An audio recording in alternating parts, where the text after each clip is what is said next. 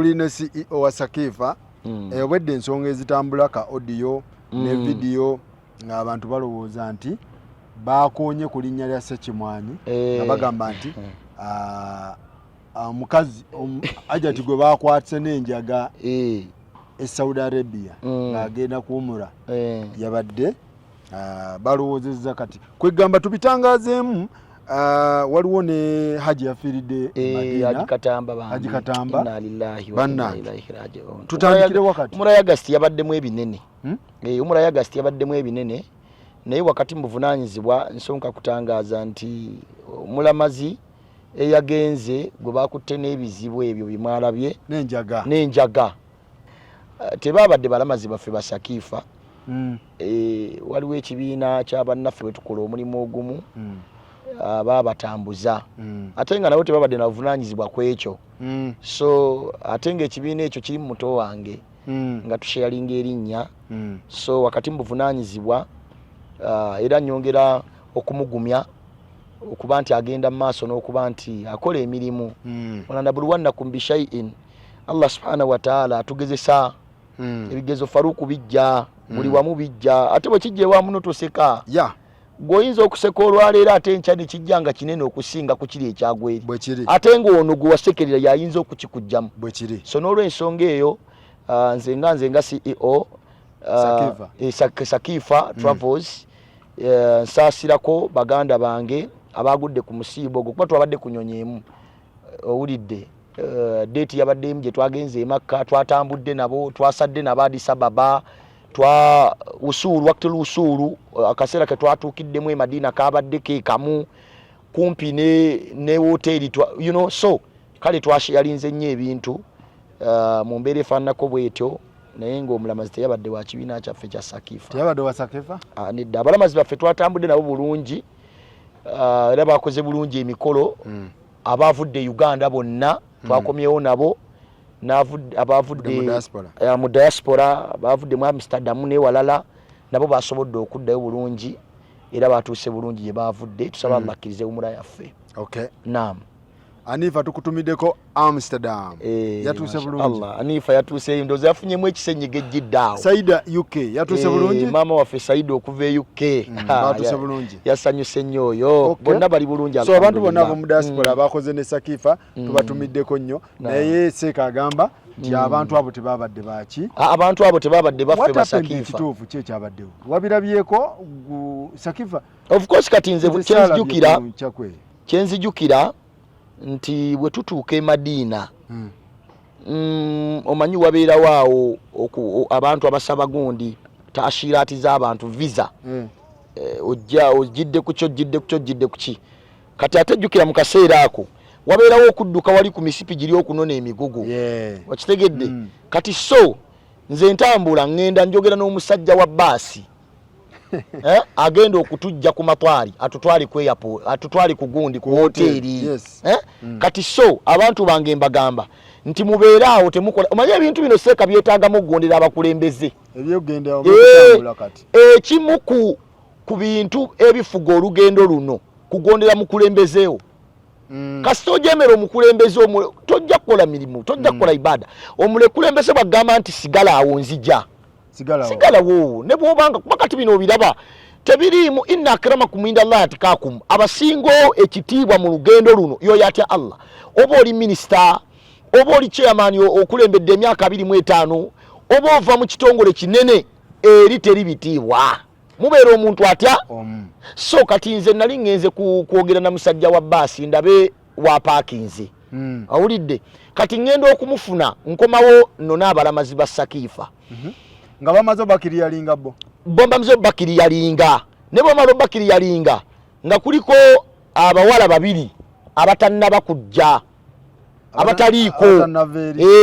kati mbuuza Hajjati Maryam mbuuza nti Hanifa aliwa atali Hanifa ono wa Amsterdam anti Hanifa twabadde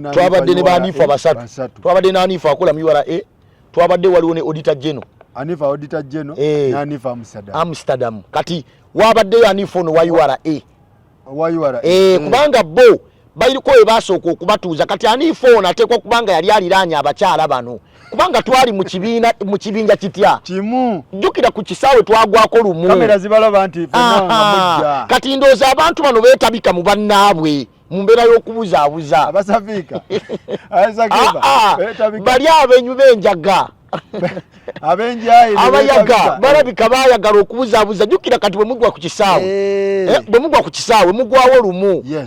n'okufuluma mufuluma lumu kati mwawulira eri mu maaso abagenda emashariki n'abagenda emagalibi kati so ndowooza bano ab'enjayi beetabika mu bannaffe bano babaliraana kati so mu kubatwala wali mu kasenge batwaliramu n'abaffe kati ngenda okujja okubanona ndaba ennamba tewera mbabuuza abalala baliwa nti bagenze wali mu kasenge naye kati akasenge ako batera nnyo okutwalayo abantu nga bayina ensonga kati kamifiri okugeza nze nagendako Dubai nnaku ezo emabegakaawo pasipoti yange yalina kuraka omwana yagikwata n'agiyuza kakuraka ako ndooza nakakulaga juzi nga tuli mu wooteeri Dubai Seka nali bali banemesezza okuyingira nga bagamba lwaki kuraka eno kiki kuraka eno abasajja be Dubai ku kisaawe passport yange bagitambuza mu office ez'enjawulo lwa kuraka onnyonnyole lwaki kuraka eno kale kwegamba so wakati mbuvunaanyizibwa naye nga bw'omanyi nti Allah subhanahu wa ta'ala bw'akoga omuntu tavunaanwa ekyo kyatakoze wa kulla insani alzamnahu ta'irahu fi unqihi buli muntu yenna ekyo kyakoze kijja muteekebwa mu nsingo ye era abana abalina enjaga bwe babakebera Anifa bamuta kubanga yete yalina Anifa naye wayiwara eba mutwala mu kantu mu kumutwala siga nti naye yalina enjaga naye babagamba mujje onfuna bulungi so kati mu kugenda ne babakawo bwe bakebera Banifa ne babata Sakifa ne bagita negenda kati so olw'okuba nti nno omukulembeze w'ekibiina ekyo twali naye ku nnyonyi of course abakulembeze tubeera tubondinga bira neetabukira ddala obudde neetabuka mu balamazi b'ekibiina ekyo kale bambi ne babateeka nnyo ku bunkenke kwegamba n'oga lwaki okola ebintu ebyo ku kibiina kya munno okiwulidde lwaki ogenda mu ibaada newe okola ebintu ebyo ofa kinensi ekyo bwogezaako kikaka ekivaamu byebyo ebyavuddemu mbu baakubye Seeka Jeke ani yagambye Seeka yennyini Seeka ki babasazeeko ku woteeri kuba bakulembeddwa Seeka Shakibu muto wange Shakibu baamukubye Jeke eri kakongoliro ate kati namulabye ng'aginyumya abasajja baamukubye Jeke Sakibu nga yarabbi okubeera mu ibaada Seeka waffe oweddwa abasajja bazze nga bamubuuzaako salamu aleikum waalaikum salaam maama bamuyodde Allah naye nga lwaki otuusa ku banne ekintu omuntu asasulire kyatakola gwefuuka obuzibu era twebaza Allah subhanahu wa ta'ala eyatadde obukuumi bambi ku balama zaabo ne babeera nga otherwise they could be retained bwe tomanyi nti nno tewabeerako mu kiraasi nga tukyali mu primary ne babuuza ani abbye ekitabo kya munne binane tusirika mwenna mujje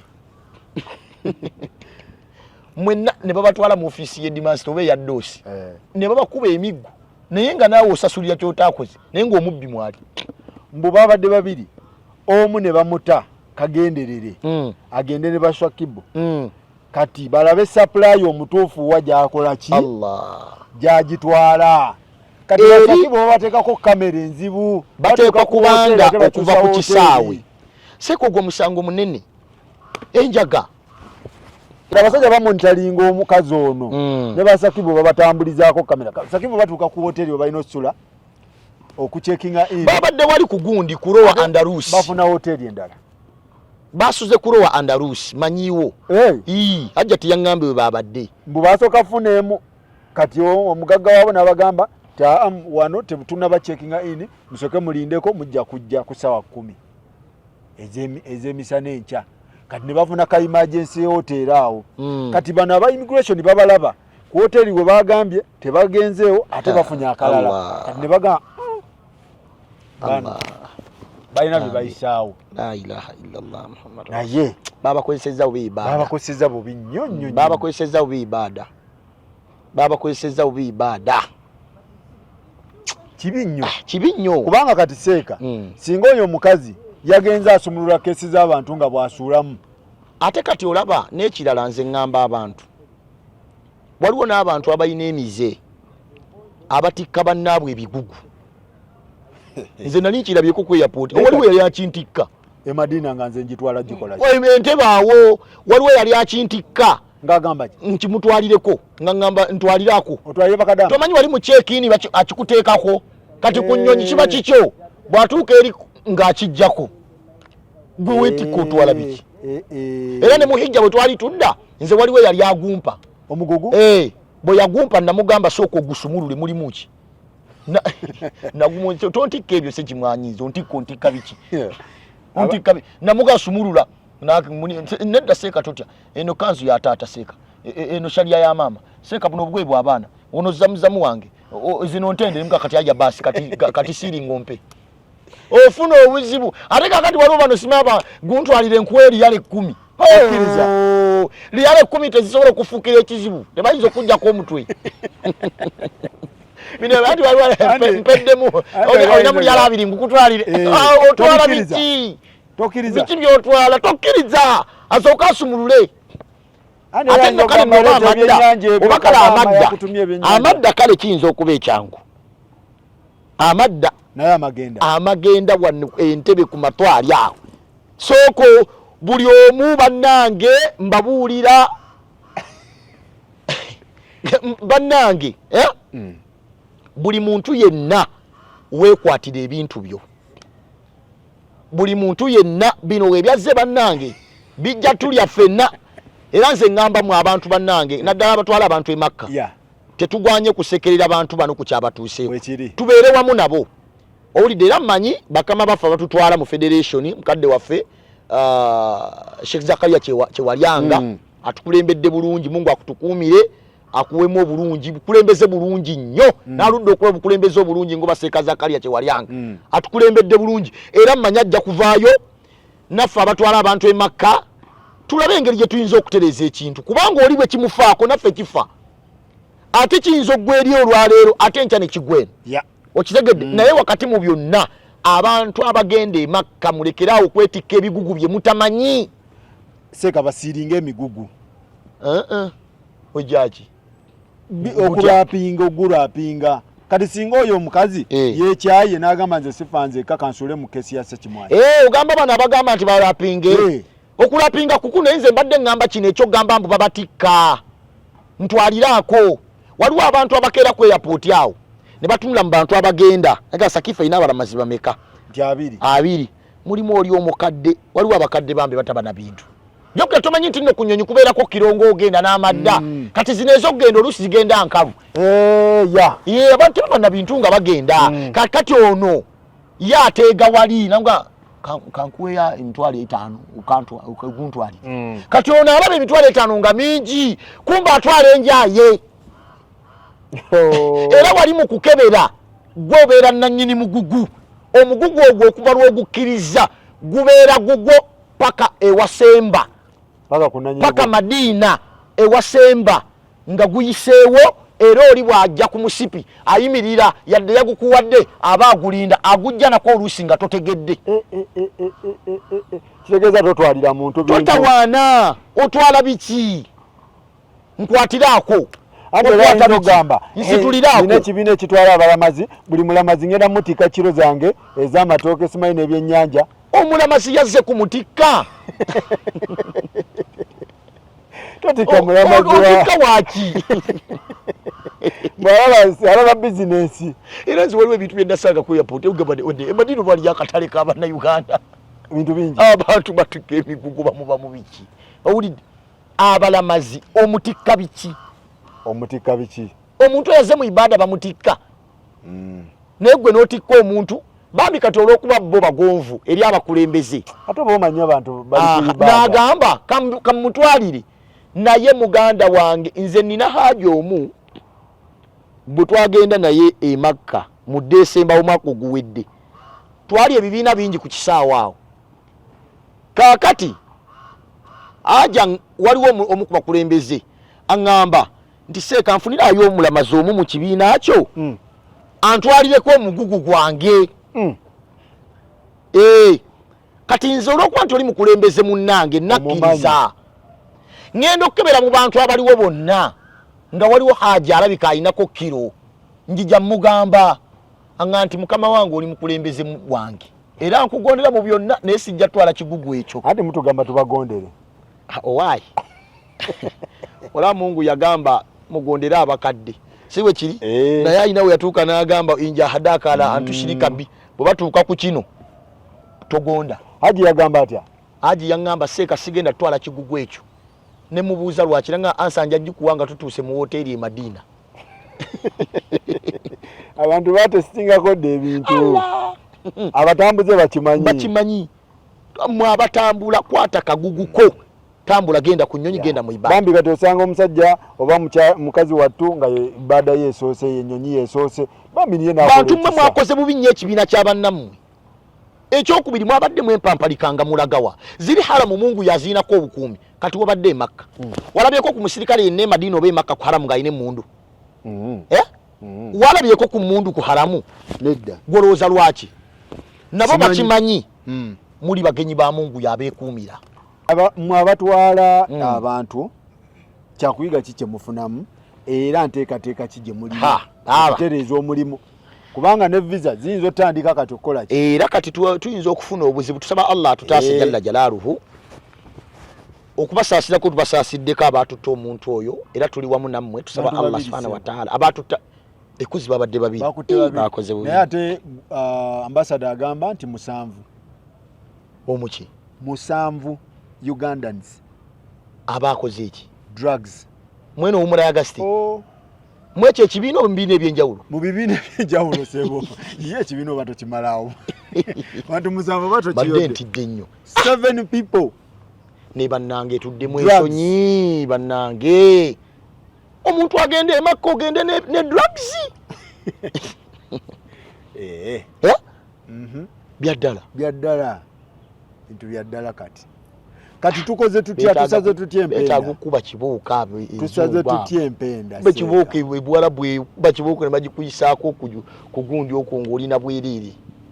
kubanga kati kino kisobola ogwa kwani kisobola okugwa kwani n'ekikulu kya byonna kyakuyiga kyeki abantu abamu bagenda e Makka nga tebamanyi kyakukola abantu abamu bagenda e Makka nga tebamanyi kyakukola era abantu njagala kukubuulira waliwo abantu ebintu bye batwala e Makka nga babitutte bo tebamanyi lwaki kangende nakyo abantu bapakira ebintu ebyenjawulo okyegedde eri oba ogenze ku ibada onfuna bulungi naye mu byonna abalamazi mbakubiriza okusoma ekyo kye kisookerwako abalamazi abagenda e Makka mujje musome mubasomesa before ate tewaliyo mbono yajja mugundi zaabwe ezo dalusu yajjamu omulundi ogwo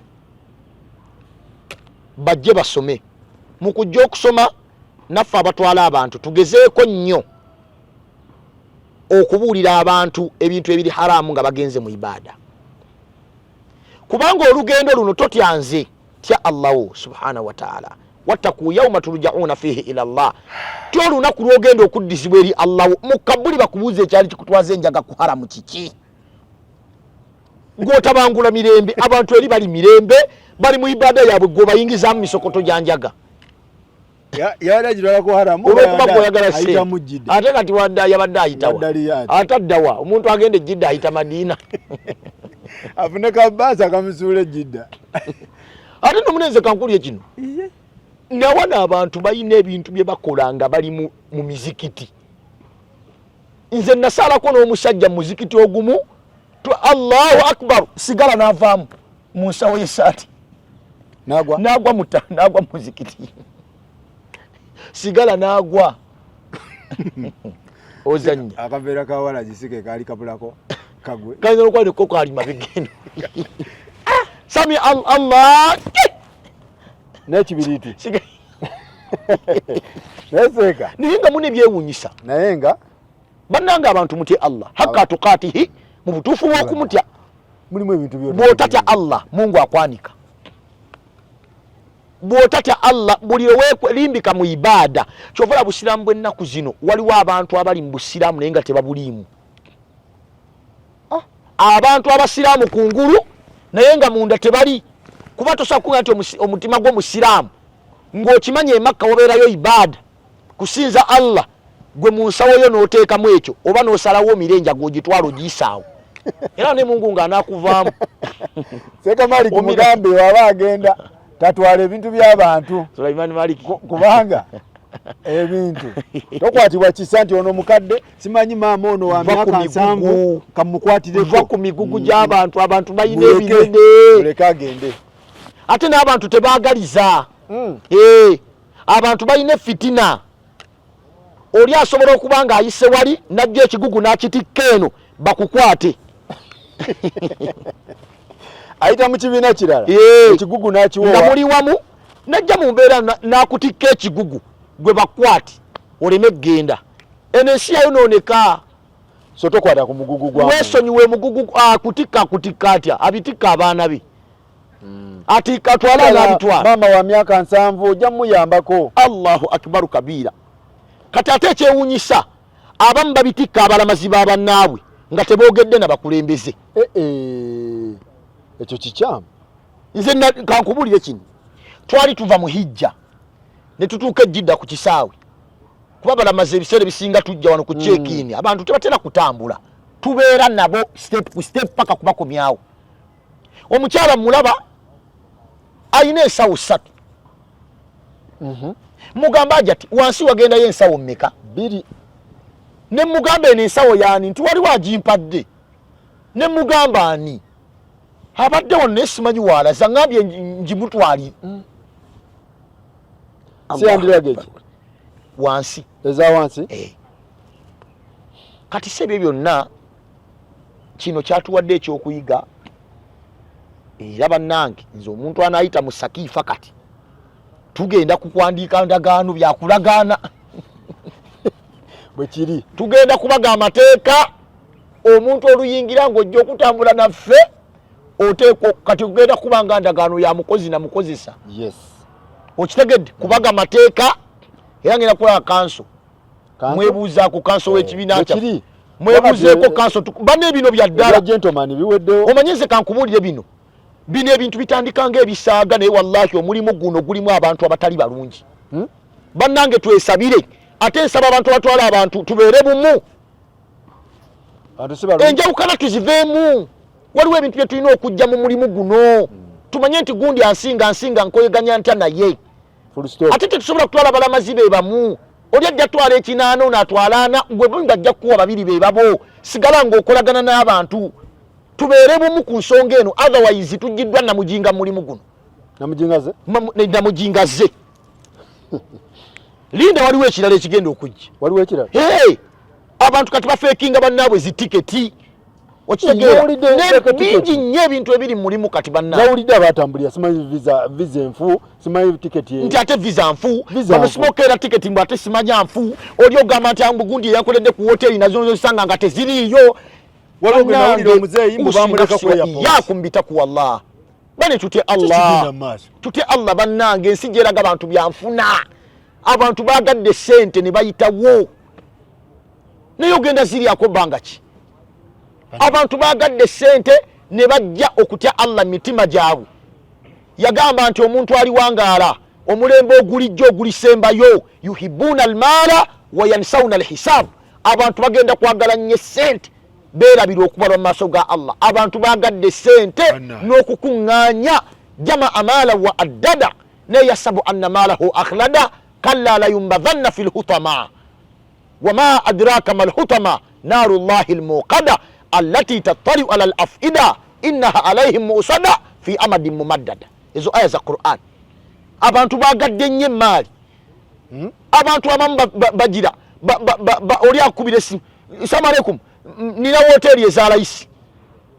olwokuba musiraamu munno n'omuwa sente otuuka e Madina hoteli teziriyo abala oluusi ogenda okugira okukuwa hoteli ze mwalaganye nga si zezo otuukayo nga etoyi nfu tezifulumya amazzi oyina abalamazi oyina abadiaspora abantu bavudde UK abantu bavudde Washington America Seattle toyina bakubadde sente bakwesize kyowanzi kati ndiringa direct kunyanya kwenuna ewanda mbabloka Abdul Nasir namulabye toyita babloka Abdul Nasir wena anta ana iji kuba bali straight ata ayinza okukola ekigambo Abdul Nasir bali straight so mukole waliwo abantu abamu wa ne Uganda ababadde batukolera obulimu obulungi okay kati nga bw'omanya emirimu gya kuyambagana era njala okwebaza bannaffe abamu abayambako ku bibiina ebimu okubifunira hoteli ne visas mwebali abalungi alhamdulillah otegedde baseeka gundi seeka mawejje misubahu oyo sinja kutya kumwogera mawejje muntu mulungi okitegedde so kakati n'abalala abazze bakola ebintu ebifaanako ebintu naye ate mulimu ababi mulimu ennyanya envundu ezirimu abantu bakabira e Madina bakabirawa nerasanko omuntu kutrain ku ba yanzibye mugamba ni gundi yangamba hoteli yali ku haramu teriiko ngeri ludawa bwayise wansiye ya rabbi ngeri mukyalo waseri gundi yeri egindi ngate bweri nga n'amasimu tegaliiko ngeri majije nga n'amasimu tegaliiko what ebyo byonna biri mu mulimu guno twebereremu so mubere faanako bwetyo twongere okulongoosa ibada abantu abagijjamu nga muzze kukoleramu ibada tujja gibeeramu naye omuntu anajja nga ali mu maalibun ukhra ayina kyazze okuyisaamu okunyakula Mungu ajja kwanika misana waliwo abali mu ibada nga azze kunyakula jabanika okiwulidde ffe twali emuna mu hijja ne balanga nti abange waliwo sente ezibuze waliwo omukandala ogwabulira emuna mutenti abantu nga balina muhirami muhijja omukandala gwabula simanyi nti bagula banogula naye omukandala gw'omuntu gubula gutya ffe tubaddenga mihijja nga ne bwoba ogenze mu hammamaati emmanju mu kiyigo okwetowolozaako nga n'omukandala ogulekaawo n'ogusangawo amasimu kati twatidde ebintu byatabuse essimu tozirekawo ogenda okudda teziri akati nedda kakati abo abantu bali ati kakati mulimu abantu abajja nga tebazze mu ibada bano abatuleetera ennyonyi neziyuugayuuga mu bbanga ennyonyi n'anyiiga biri ebifo bya nkizo wabbira otya mwarafa wabbira otya emuna abantu babadde labayo ate nze mbabuulira kati guno omulimu gwazzeemu abayaayi era mbabuuliramu abalamazi abasula mu woteeri bino betubadde nga tuleka hoteli nga nzigule muggaleewo mufulume ne kaadi zammwe ennaku zino muggaleewo temulekamu masimu kale bitebibaddeyo bibadde kati byazze eno enjaga erina ebigiri mu mugongo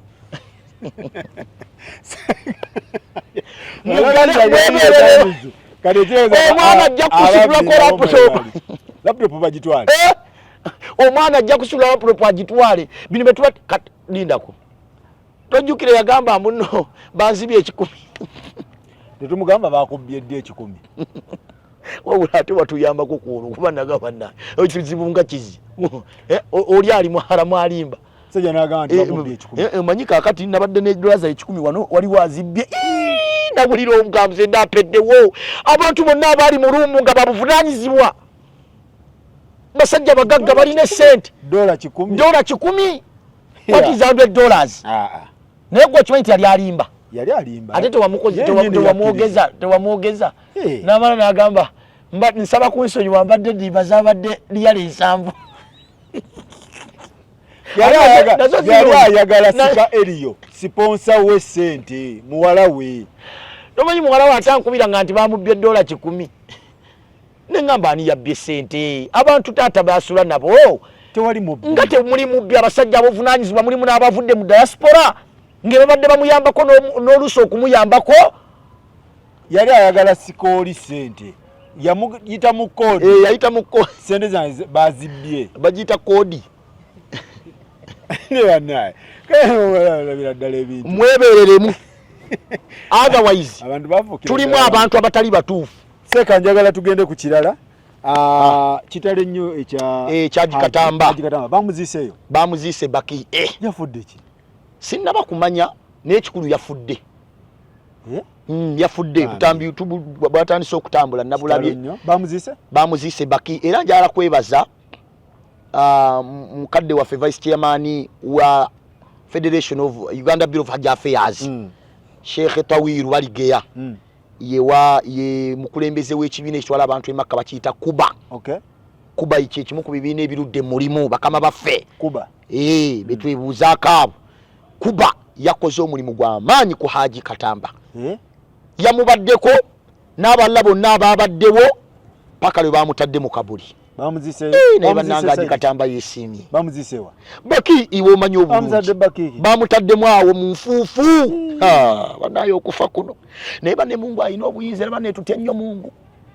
bannange mutye Allah mu bye mukola ate mukimanye nti obuwangazi buno bumpi idha asbahta bwobukeesa fala tantadhulu almasaa buyinza okubuwungeza nga toliiwo kale waliwo yali ayagala ofiirayo ne bigaana mulimu waliwo eyayagala okwejira okukola ki ne bigaana Mungu akigala yajalu fi kulubi ma yasha'u min ibadi katonda akiteeka bwamanyi Baki gw'okuzika waawo nabbi sallallahu yagamba abantu bagendo wanufika fi suri engombe bwe libanga efuyiddwa abagenda okusooka okuzuukira be babali awo bamutaddawo gw'okuteeka ewali basahaba okuteeka ewali Uthman ibn Mazuni okuteeka mu Baki erimu abaana ba nabbi okuteeka mu Baki erimu bakyala ba nabbi basahaba bonna bali awo nga weebase nabo bamutaddawo kyengera tusaba Allah tutugabire ya Rabbi tusaba Allah agumye ab'ennyumba ya Haji Katamba bandi owaye Maka yabadde sakiva mwatambudde mutya twatambudde bulungi alhamdulillah bani twagala okwebaza mwenna abatwesize August yabadde masavu actually muumula zonna ze twakoze I might rank August as number 1 Malik yajakubulira Oktoba akati akole Oktoba tulabe ajikole eno ya August gabadde masavu nnyo gabadde masavu kuki Allah tenga gocha nga gababula kintu twakikubye twasekudde abantu babasuzizza bulungi kitamye kwagala kubyogera ebyo ababadde babyogere abantu babasuzizza bulungi entambula yabadde kiriya train in fact nze njagala okubuulira sirabangako simanyi baasi ejja abantu Madina batwala Makka wezisimba ebyaddala sebo balagirire waliwo abagalo zimanya ziriruda mpulira abantu balinnya baasi nenze sirabangako baasi paaka etwala abantu okubajja Madina okubatwala e Makka era simanyi nti oba gyeziri paaka kijomanyi manyi train ate gye bayita high speed Allah haramaini high speed 2 hours sakifa gyembeerako nze era toyinza kunsanga nga noonya baasi so nkwebaza olwekyo nti sirabanga ku baasi era sagala giraba waba ngamba ekuba 12 hours ekuba 24 hours 12 hours okuva e Madina ogenda e Makka baasi erwirawo ddala sikyazimanyi nazimanya gituze mu Maliki ajiwulire jibukingire Maliki alambula nedda kati ogasi umulango ndira banifa Amsterdam ngo bateeka mu basi abe UK ajati Saida omukazi ali UK ngo nti nte teka ku basi bajati Mariam senior consultant ba Egianifa bana bayuara obato bantu bamanyira bintu bya time abasuziza wa ku hoteli ki twabadde ku Swiss hotel manyi hoteli ze Madina zote zina buzibu fena tubeera waawo naye kati Makkono oluusa azibuwalamu tubula twagala nnyo okumugonzaamu twabadde ku Swiss hotel ku ssaawa awo alhamdulillah byonna breakfast tewagirabye breakfast masavu yabadde kiriya yabadde nnungi nnyo twatambudde bulungi alhamdulillah njala okwebaza abalamazi babadde bampisa nnungi nnyo babadde bakkakkamu nnyo Nengatike olid. Abantu bonna babadde twatambudde bulungi nnyo alhamdulillah sekawe bali nnyo bali ddala. Saba Allah kirize. Omanyi kankuli omuntu bwakwesiga ne sente ze zikole mu kyasuubira. Kati nze kyenjagala obbuuza. Abantu bacomplaininga nnyo ku price. Lwaki prices zammwe zivaalinga? Price ezo kati njogeranga CEO wa Sakifa. Oyogerera Sakifa. Njogerera Sakifa kati. Yes. Ekibiina ekyange kyenkulembera. Prices zino zivaalinga okusinzira ku service. Price yonna y'ekibiina kyogenderamu zivaalinga according to what? Service. Zogenda ofuna. Yes. Menya. Omuntu asobola okugamba nti ngenda kutwalira $400. Ewa. An example. Okay. Okay, kale katugambe. Kale katuveeyo. $10,000. Mubuuze. Ntemera. $10,000. Kati onakutwala abayino kuga nti ngenda kuwa hoteli. Ngenda kusuza wano. Wakati ebintu byafuuka bya digital tokyalimba muntu. Era bw'owanika flyer ng'eriko nti ngenda kusula ku Swiss Hotel oba Swiss Makamu. Omuntu agigogolinga. N'agiraba service zaayo. Kati ebintu tebikyali bya kateni. Yes. Ebintu bya mu bbanga. Okitegedde. So kati omuntu asonga nti ngenda kutwala $10,000 ngenda kuwa kino na kino. Kino sikirina. Beera open. Omanyi kankuli Faruku Mungu yakola riziki teweta koona. Riziki y'omuntu teweta ki? Koona. Riziki bwebanga yiyo ebeera yiyo. Nekyo Allah kye yakuwandiikako obojja kifuna. Towalirira. Naye oluusi tubeeramu embeera ne tulowooza nti okuba bannaffe oba kuba amagi. Allah majjo tuyisiriza tufuna abantu. Kikyamu. Era tekijja kuba. We marketing nga gwe omuntu. Olaga obulungi bwo bali abantu betutwala abantu bakulu. Tokuba bali nti baseera kumugenda yo bikicha. Nedda. Oli oba alina kyakoze akikoze nga ye. Saagala bibooze ebyo nti gundi aseera. Simanyi gundi biki. Era tulina enkole nti abo baseera. Abo tebalina ibada abo bakajja. Abo bakajja bagenda kukola ki? Abaliyo tebakompleni. Abadan. N'abo abaluddemu batandika butandisi. Yes. Okitegedde? Batandika butandisi. Ate batandika na batono. Allah n'abakwatirako. Tusaba Allah ateekemu omukisa. So kati prices zino zivaalinga okusinziira ku nteekateeka y'omuntu atwala omuntu. Kyova bojja kusanga flyer 5 ngene eriko 1,500, 1,800, 2,500, 3,000. Zatwalira. Obojja jangu. Obojja genda naye. Yes. Oba togenda genda wali. Yes. Okitegedde? Yeah. However, waliwo sente ezimu ezibeerako nga tukusuubira nti sente ezo abantu boyina kuwa service eyina kuba bwiti. Tomanyi nti wayinza okufuluma flyer nga eriko 3,000 ne wafuluma flyer endala nga nayo eriko 10,000. Kati gwe bw'osula emajeje nga ate ono omulala ow'essatu asuze makerere. Waba wakabuuza. Awo abalimba. Ati kati naffe bwe tuba tugira tutunula mu system. Birimu kirasi. N'otunula mu system n'oga nti kabejja wange ali atya akoze atya. Ali ku ssatu. Ate omanyi nti buli muntu yenna oteekwa okubaako gwe weegomba. Aido. Kati nga ffe abawalimu. Omuwalimu yenna oteekwa okubaako omuntu gwe weegomba. Yes. Okufuuka kyali oba n'okusingawo. Na bino bwe biri. Kaga nti mukama wange ali atya mu kino. Teweefuula kabejja nti nze byonna. So kaakati prices zino zivaalinga okusingira ddala omuntu agenda kusula wa. Tosuubira kusuza ku ssaawa we mumanyi obulungi ojjo ngambe nti olina $800 oba $10,000 oba $10,000. $10,000 za kusula oba $10,000 byonna. Anti omuntu ajja naga nti nze seeka nina 10,000 byonna oba nina 900 njagala genda Makka. Bannange Makka wagendayo omuntu alina busobozi mu ssente n'amaanyi. $10,000 ntemera mu hoteli agenda sala. Tebijja ezo ssente zigula tiketi ya nnyonyi. Kati e Madina anaasulawa. Beba abantu betutwala n'akukyawa. N'akukyawa naye ng'ate obukyawe buvudde kuye wamugamba sijja sobola kutwala. Nze era ndio beera kiriya. kama mbaya ni mbaya kati Okitoba tetugenda mu Okitoba yes yo Okitoba twataddeko sirimeka Okitoba 2022 zo twali ale booking ekyo nakyo nino kyogera ale badi ale booking 2022 mu bibiri gwoyinza okujja ng'ebula ennaku 3 toyinza kusasula sente ezimu n'oli eyasooka ebintu biba birinnye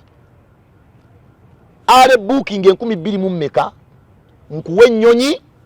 nkuwe visa ennyonyi ekutwala n'ekuzza yes to and fro yeah otegedde nkuwe visa nkuwe ne hoteli ate nga nzikubuulidde we twabadde tuddawo uwa Makka ku Swiss wobateeka wejjini awo tuvaawo twafunyeyo ekibanja 10 ku 10 bannange Malik ogenda mu kyapa tukirina we twabadde tuddawo wabadde wati batukyuseemu mutwale ebi ononya kungoba mulimu ku mazigidi Aisha eyo saidi jo mutwala bayita yo taniim yagenda aleetenge nniya ya buli lunaku mutwale oba tukyuseemu omuteeka ku Swiss oba tukyuseemu wabadde wati walabye wuti wabadde kiria lift zidduka wazira osobola na missing naye waliwo hoteli ezimu Makka zibeerayo nga bwaziina n'olinnya lifuti nesooka nejja neyerowa n'onyiga n'osooka noddeyo n'ofuna newuzu nodda nga tennabakoka nnyo nungi tuddewaawo awo mutwalewo mutwalewo wasiimyewo wali kiria wallahi wali steady wali kiria esooka akati so kuko okubaako enyamenya abantu babere kiria n'ebintu byo ndi mu kwogera ku bintu byange ate wayinza okuvaayo omulala naye n'ayogera ebibye bino bya Sakifa Travels okitegedde kati njogera ku mula y'Okitoba August byawedde December ate biba birala ate njagala obbategeeza waliwo abantu abakwata ekikwate nti Makka tugendera 10 mu 10 tiwumura zonna nedda ssebo siwe kiri ani akulimba essimu bwe zaagulanga edda kati bwe zigula kyekikyusa nti yadde mbeera abantu bavanga Kampala paka bwayise ku nnusu 4 kati 10 mbeera December bintu prices go up prices go down biki if there is a high demand n'ennyonyi zikyuka gw'oli mutambuze ennyonyi zikyuka mu prices teziba standard okitegedde bane mutusaasire oluusi tuba tubaagala nnyo era twagala nnyo okubatwala era we are willing to give you service but sometimes tubeera forced okukyusamu mu mbeera waliwo n'embeera lwejjanga ebula olunaku 2 ne wagwawo ekiguddewo ne tubayita tibane mumanyi tusaba mutwongereyo $7 nga kiki ng'embeera ekyuse katola mu August twagenza ova mu hijja visa zabadde zigula sente bulijjo ze tuzigula twagenza okuyingira August visa zatabuse zasoose ne zibula bwe zalabise ne zijjira ku pricing ya waggulu visa yes gebuuza abantu Makka visa zabuze zabadde high kati olaba price gye waba wayisa bw'olina okuyita abantu obannyonnyole wakati laba oli muzeeyi yagenze n'alwala kitegeeza Sakifa biyingira mu nsawo ya Sakifa ebyo bibeera byaffe ebyo bibeera byaffe omuntu ovalaba nti omuntu bwajja tuba tulina omuga kati for example tulina umula y'Okitoba ya $20 ale booking kuliko ticket naddala bino mbyogera eri omuntu ava e Uganda kuliko ticket ekutwala n'ekuzza kuliko visa kuliko hotels Makka ne Madina ochegeera tuziyita fanali ku muzikiti ochegedde kuliko hotel kuliko train ekujja e Madina okutwala e Makka toli wa bus siri wa bus nze era gwe wonga nti nze nja kulinnya bus nedda saagala bimenya gwolinye bus Sakiva etambula na train Haramaini okitegedde Sakiva etambula na train bagamba nti nze eza hoteli zijjeko nja sulanga ku Kaaba kubanze ngenda kola ibada lewe kimwe kubaka ngenda ku ibada kansuliye ddala ku Kaaba kankubulire kino amakanzu njasi usanga nali sinakola kibiina kyange waliwo gye nakoleranga emirimu twatwala omusajja yaŋŋamba nze njagala ekintu eki ibada tonyumiza byakwebaka byo otyo abo nabo webamuga nti kikyoyita okwebaka wali ogenzeeko emakka nti nedda tya aseekase kimwanyi emakka bebakayo ibada nze nja kubeera mu Kaaba olimba twatuuka emakka wuliriza bino twatuuka emakka olwali okuggulawo woteri yasooka okuyingira netukwatibwa esoji tugayala bitu etuga mukama waffe anti waga kati nze ndagewa kati onsindika ndagewa nkoye seeka yafuuka ekizibu n'atabangula gurupu era twakomekkereza abantu abamu bagamba kirabika baatuwa ssente ze eza woteeri etuzirya twalina okigumira ebigambo tebikwata ku ngoyi twakinyonnyola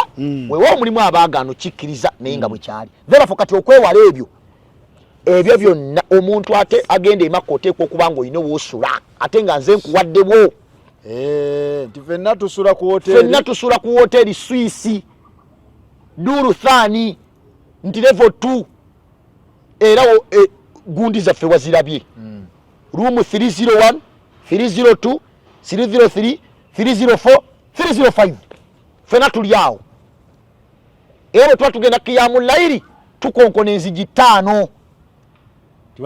nti bannange tugenda mmeka mwenda asooka okuzuuka yakonkona banne communication ebeera easy emakerere omulala yasuze simanyi bwayise kakati sebo nze ndekewo abantu wano ngenda ate kalangala nkonkone gwe ate okomewo oyimiriza abantu abantu balina budde bwakuyimira. People don't have time. Everything is done on time. Kuba bya group abala bagala genda kati ate tojja balindisaawo tali tulinda gundi asuze gundi esente ezo kuliko breakfast kuliko breakfast heavy breakfast heavy breakfast kwa Swiss kuliko ki breakfast tekuli lunch tekuli supper tekuba lunch tekuli lunch tekuli supper oli kiria ezo sente kuliko ticket y'ennyonyi kuliko visa kuliko hotels bill kuliko train ekujja Makka paka Madina kuliko breakfast buli lunaku etandika essaawa 12 paka ssaawa 4 si buno breakfast oba sumbusa ginnyonnyole breakfast eya buffet ginnyonnyole wagiriddeko emmere yonna nti muceere gundi ki ojja ne mu hoteli gye wasuze onagibalagako ye breakfast have a breakfast buffet abarabu balya ku macha storage anti omanyi babeera mu kwebaka otumanyi nti omuntu emmere gyalya ku macha yesinga okuzimba abarabu balya ku macha ku macha era eyo breakfast ogiraba omuntu ng'agikubye bulungi nakkuta akuba twawafu olunaku addamu kulya lwaggulo mabuguutu addamu ku lwaggulo badde magalibi mabuguutu wali mabuguutu wange mujjukira mabuguutu mulungi mulungi nnyo owulidde so byebyo n'okulambula e Madina ne Makka byonna biri gye tuyita ground transport byonna biri okwo just in case bwe wabeerawo ekikyuseemu I communicate kubanga nange bino waliwo ababimpa in case ate bwe ngamba in case si buli kiseera nti ekikyuseemu kiba ku ssente deeti eyinza okukyuka ey'ennyonyi ate watugamba zino ate watuga tugenda bwe buti nti bikyuseemukko nange siina nnyonyi tusaba abalamazi abamu bwaba nga wazzeewo enkyukakyuka ezimu mu lugendo tusaba mu bearing ne conditions era tubeetondera gwe tewampulidde obwedda mu baasi nti bannange tusaba bwabanga waliwo ekisube tukole ki munsonyiwe tusaba mutusonyiwe omanyi okwetonda kulungi n'obukkakkamu buno n'okwogera obulungi abantu bategeera someone can understand nze natwalako omulamazi e Makka tugenda otuuka mu hoteri ng'eyagimpadde ekiyigo nga tekiflashinga toilet nga teflashinga nga bakyala abamu nga bayingidde mu mbeera zaabwe ya rabbi ne bampita banjagala jjukira abantu bajja batwagala oli agantambule ne seeka wange kamusupporting era nengenda nemba nnyo ne bagamba naye mbabuulire nasasula hoteri eno gundi ye yagimpa nange saamanya nti ankoze bino kwe kuvaawo awo kweyo levo nengenda kweno gy'olaba kati kwe kuddukamu obwo bwoteri nenziruka mu bulikondo buno mpangira nengenda ku kinyusi direct wava mu bya mpangira oyo si mulungi abantu abamu si balungi okubeesiga tomanyi nti ennaku zino oyinza okwesiga omuntu ate nga ye ayagala ogwe gwe n'omwesiga ng'omuliko n'omweyabiza wallahi nga ye takuliiko omulamazi okanya munnyonnyola musajja namuwa nti aziriisa gwe ng'ate naawe olina guwaziwa kati therefore direct wali tiketi ey'eddoola olunaana tennuma kangirinye ngende ndabeko olinya n'ogenda ninnya nengenda nendabako nokola byaddala ninnya era bw'olaba mbuzeemu katono nnaku nnya 5 ngenda nemukagulawo ekiyigo nyiga amazzi nyiga amazzi omuntu agende okuva esiyato atuke nebino ziba ndaga kamera ndaga tambuza bw'abanga yagafuka muddemu nakidomona omulimu gufa so mu mbeera eyo bwetyo bwe tutambula so service zezaawula prices kati gende ew'omuntu akugambe nti nze ntwalira $8 yes tocomplaininga ate ekyokubiri kyenjagala obbategeeza abantu bano tubabuulire bye tugenda obbawa nga tukyali eno baagala obiwulira yes kuba ekyo nakyo kikulu mubuulire nti omanyi sente zenkutwalira siina mmere agende ne sente ye yaki kubanga sikiriga nti no buli akutwala balina okuwa emmere okujjako oli abagambye nti nze nja kuwa breakfast ate waliwo ne woteri ezikola nga zikola gundi ne zigamba including breakfast bagiyita BB bed and breakfast gyeziri ezo okitegedde waliwo naga nti bed only nga bwe weebaka bw'ozuuka ku makya va mu ttwabwafu genda onoonyaako okulya weeyiye olye kamulali genda oba oyiweyiye ne kamulali ogenda mu olunaana oba ow'olukumi oba ow'ebbiri oba ow'essatu tocomplaininga ate gwe agenze eyo tocomplaininga ku banne abataddeyo sente zisinga ku ezo abo baseera bannange si kuseera babeera mu bino omanyi kakati bali mu kino kakati anti abo bwe balaba anti wabalabye bali sente bazonoonera mu bino banne temukuba mibirimu gya bannammwe bali tebacomplaininga be batutte tebakuliiko lwaki obabeerako bane lwaki mutuliko lwaki mutuliko bannange mutuleke mutuleke mutubuzizaawo tunywa amazzi genda w'osobola ate nze bw'ojja ne tutakkiriziganya togenda kunjogerera togenda kunjogerera bannammwe mubaleke temuboogerera bane bino byakweyiya bantu bonna baagala kubeerawo okozesa bantu ibaada era abantu mutwale abantu e Makka osegedde mutwale abantu mu busobozi bwammwe ate nekyotasobola tokyerijjako omwana bw'azaalibwa tayavulirawo taddukirawo natalukabunna twabaka nantwabaka madaala ku madaala tandika mpola ezo zibeerako n'okukola emikolo byonna bibeera okwo bwe kwata izo sente zenkugambye kwata zisirike okitegedde tukole ibaada zinyumire abantu ate twongere okujja kubanga omuntu ono gw'otutte ye market okitegedde kulongoosa mulimu eri gye tuli ate kati ne bw'onaalanga ng'eri bisi birungi okitegedde omuntu kye bayita mu market atandikirwako y'ono gw'otutte kusaanyizaawo Munamasaka yakubye baba yakubye ayina yingini yakubye myaka 8 oyo mwamulabye oyo yabadde omukadde oyo yabadde tamba ku kido bamukutte agenda mu nywantu namwe jajja beerawo nti kale jajja beerawo nti ogenda okumunonya ng'ekikayi kimu tukiraba bannange ngenda okubuuza bali nti uli agenze mu nywanto jajja ayina yingini ya rabbi myaka 8 era njala okwebaza Prince Wasajja mukama wange USA Mexico wansi njala okumwebaza yatuwadde jajja Prince Wasajja ate ebigambo yabirabira ku YouTube sebo n'atuwa jajja anti oyo maama we yaŋŋamba yasikira bakadde be n'agamba maama yasigalawo mu kifo kya maama agende Makka maama we ayina yingini ulikayo mwarafa navuddeyo yakubye yingini nakulabye yagala kwabikira mwarafa nalabye yagala kwabikira mwarafa okutoba wana bawocha naye kati wagenda genda Maliki nja mwambuza ku mpuku ya nabbi ey'obubaka naye bagenda teekawo anyway nalabye Saudi 2025 egenda kukola plan zino cable networks egenda ziteekayo nga baconnecting okuva ku lusozi luli paka ku lusozi luli kati ng'abalambuzi bonna in fact tugenda yita kati mu cable genda ku nsozi kuba abantu badde tebasobola kulinnyayo wala nnyo nsozi mpanvu nnyo tosobola wakunywesa yingini ekuba bagenda kukola cable networks ezo ng'abantu basobola okugenda ne balambula alhamdulillah so ekintu wekitwe kyabadde naye nga tubagamba genda ne Sakifa tambula nabo alhamdulillah ab'omu diaspora waliwo ekipya ekijja inshallah kituufu ekipya kijja kujjaawo coming soon mwenna diaspora gwomanyi ng'oli mu diaspora wonna diaspora tugibala kuva oba Kenya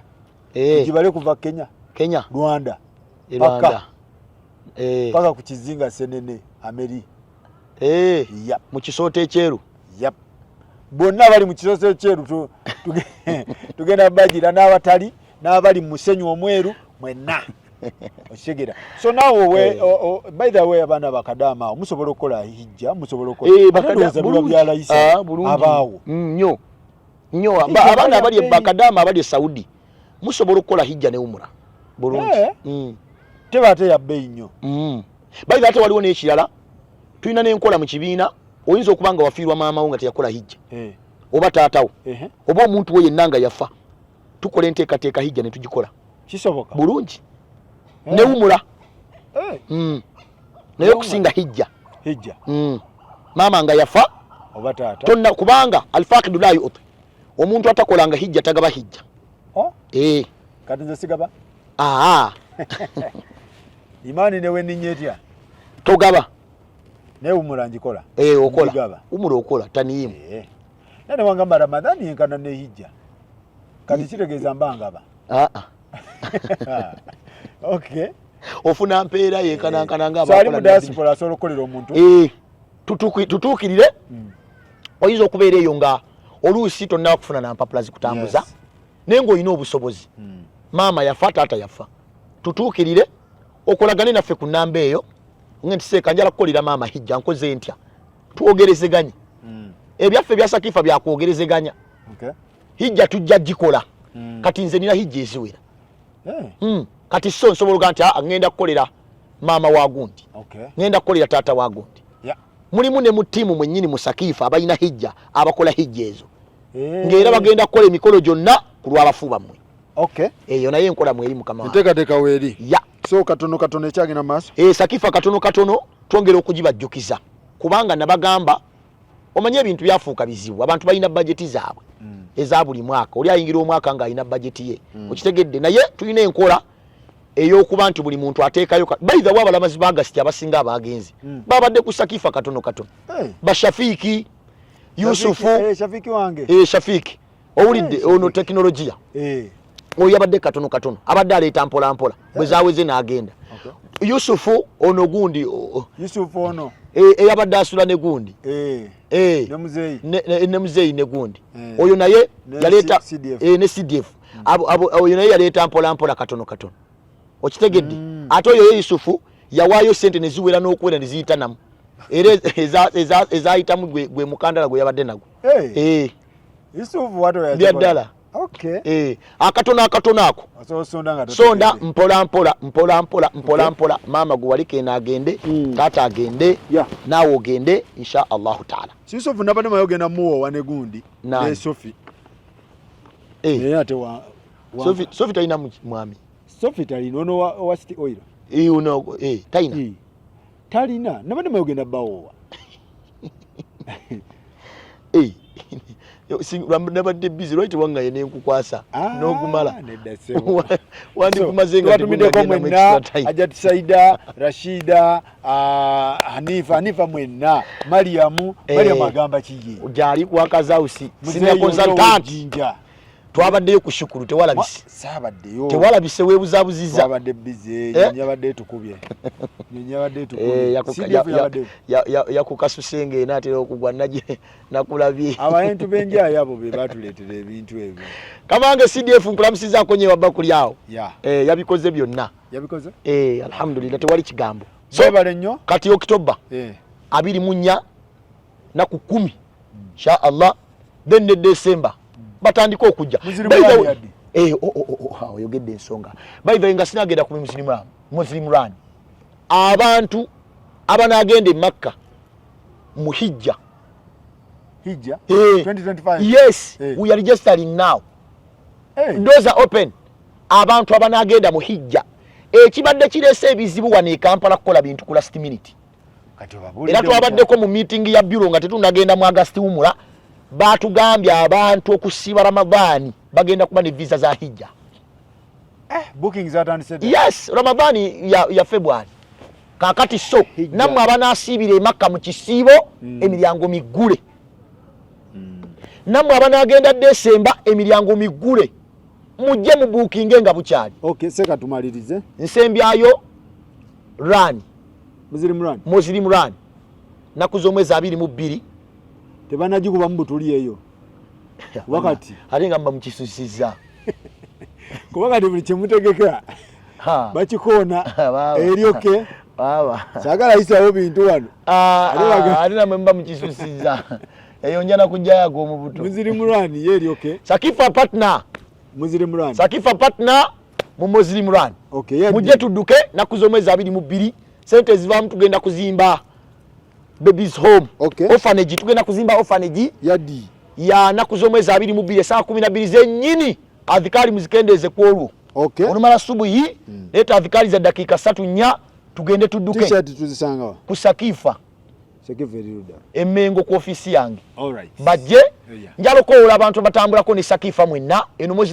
Muslim run yamwe Sakifa partner era kwa batadde mu sente Sakifa kwelise therefore mujje mugule emijozi tujitunde abantu badduke sente zivaamu siza sekimwanyi siza Sakifa zigenda kuzimba orphanage y'abaana insha Allah tabaraka wa taala yala kwebaza muganda wange keke olwenteekateeka ennungi Ajat Mariam tulife na mukinsonga eno tusaba Allah subhanahu wa taala mujje mugule emijozi yala kwebaza abalamazi ba August twale tugende Jidda kusaba baguze emijozi 10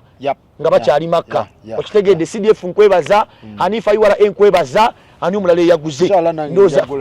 nawo jagula insha Allah taala tusaba Allah kirize ne Sofi naye yaguze Shafiki naye yaguze twabadde mu shukuru naye nangamba agenda gule emijozi Najat Mariam naye agenda gule emijozi Egi Auditor General naye agenda gule emijozi so kati bana Sakifa December Ramadhani hijja n'emyezi emyajo nejayita mujje ku office mugule emijozi tugende tudduke sente zivaamu zigenda kuyamba bamulekwa omuntu ayamba mulekwa agenda kwena mukama ffe Nabi Muhammad sallallahu alaihi wasallama mujjananga bali bwe bati amina